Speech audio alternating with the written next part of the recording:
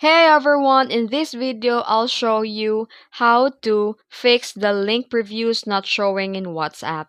If your links only appears as a plain text without the thumbnail and description, here's what to do. First, you need to make sure your internet connection is stable and the link previews need internet to load a website data.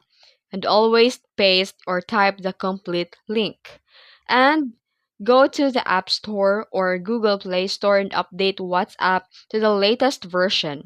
Older versions may have issues with previews.